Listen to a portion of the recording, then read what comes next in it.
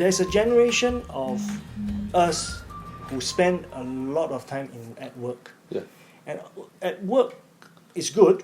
We see things like efficiency, we see productivity, we see division of labor. So you have HR department, you have operations, you have marketing, you have corporate office and things. So because this is in the name of efficiency, you go to MBA school, you study spreadsheets, you study finance, you study HR policies. It's very functional. It's very employer-employee kind of thing. So if someone goes there and spend 40 hours a week, and then month after month, and at the end of it goes back home, the influence from the company will unknowingly also be brought home. And so the home, you're not careful and not aware, has become an extension of a corporation, because a guy who has been soaked in that environment day in and day out will start to behave like a production So your kids manager. are your employees. Yeah, you may see your kids at home rather than your kids. You talk to them as if and so one of the problems I think we talk about the MOE, the results and competitiveness, is that because in corporation you have to be numbers, you have to be top in whatever. So unknowingly you bring that home as well. You tell the child your numbers must be good. If your number is not good, you're what's your KPI, son? KPI, and so that is something I thought it's a result of that. So how do we reverse that? How do we reverse this type of situation where people bring their work home? It's really create this awareness that look, you cannot do that at home. Home is sacred. Home is sacred. But I thought of taking it one step further, because what is authenticity? A person has to be authentic. You cannot be. They always say you have to be professional. Home is home. Work is work. I think that is a split personality issue, which I think it's not ideal. It's not ideal. It's not the best.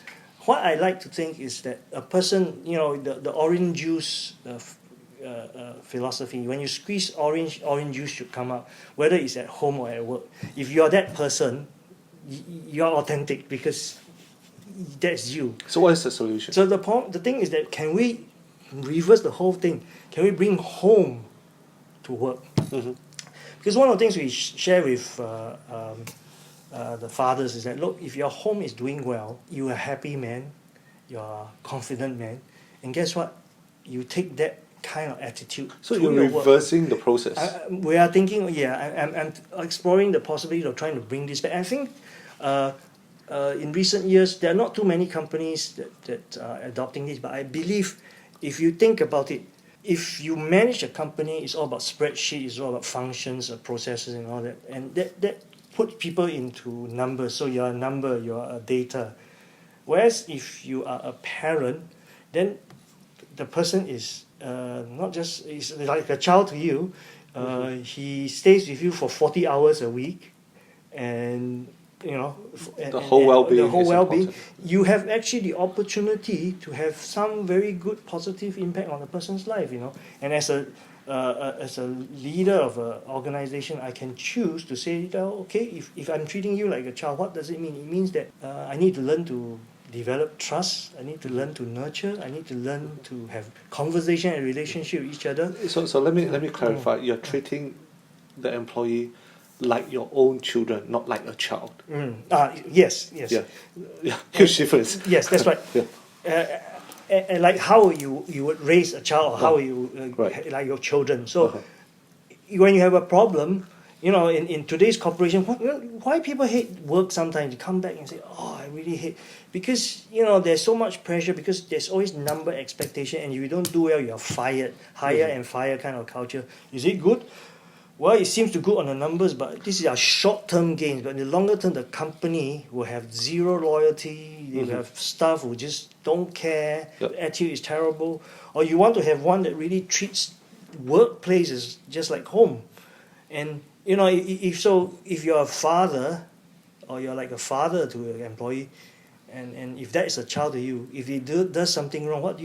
You don't say you're fired. You say, how do I help you to make your work better? And so the whole philosophy at work is shifted. And I think that is a very interesting concept. I think there are companies out there who are attempting to do that, because they realize happy employees are actually able to perform better, and therefore it translates to profitability. And when people stay at their work, you save on retraining and all that stuff, and those are cost savings that translate to again better bottom line. And so in the long term, actually this company will do well. And guess what? During the 1907-08, the Lehman Brothers financial crisis, there were companies who actually came up with principles like this, that a crisis like this, instead of everyone fearing that they will lose their job, the company will say, look, why don't we all share the burden together?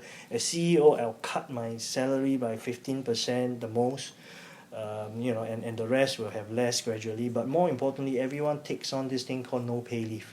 We don't have so much job, orders are down and all that.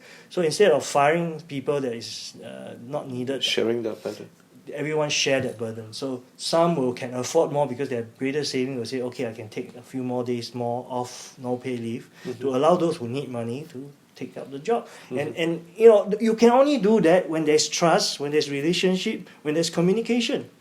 In a higher fire environment, you're never going to get people to is willing to do that.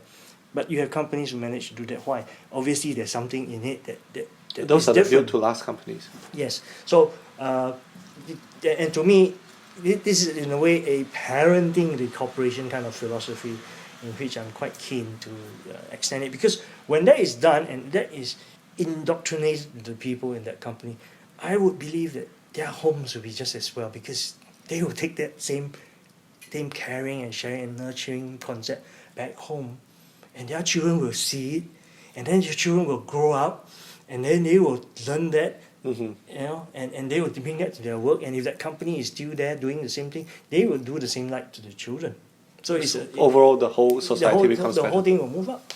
So this is a exciting vision. Of course, you probably take a while to get it going, but. Well, I mean, the impossible has just happened in Singapore. Thank you for saying that. Yeah. This I think is a lot more realistic than reversing the whole education system. I think it's 2.0. I really think that it's interesting, because we have reached a point where companies really have to examine how they will run things. Because, like it or not, the millennia is interesting. Millennia is a generation of people who have grown up with a family that is taught by parents that's not around. They will conveniently just pass them a handphone or whatever to just stay away while I do my thing. Yeah. They've been corporatized, if you like, with instant gratification, lots of information, but not sure how to process, with a lot of individualism because of social media and things like that. So, like it or not, they are coming out to work, and you look around, 9 out of 10 are the same. They have the same attitude. And as an employer, quite frankly, you have no choice but to deal with these people. And so, this is the result of, the last generation, you have to deal with it. So, the question is, how are you going to do it? Are you going to still do the high and fire? These days, they say, fine. In fact, these days, they have no qualms of just leaving as, So, loyalty is at all-time low, isn't it? At a high all-time risk of, people ignoring it.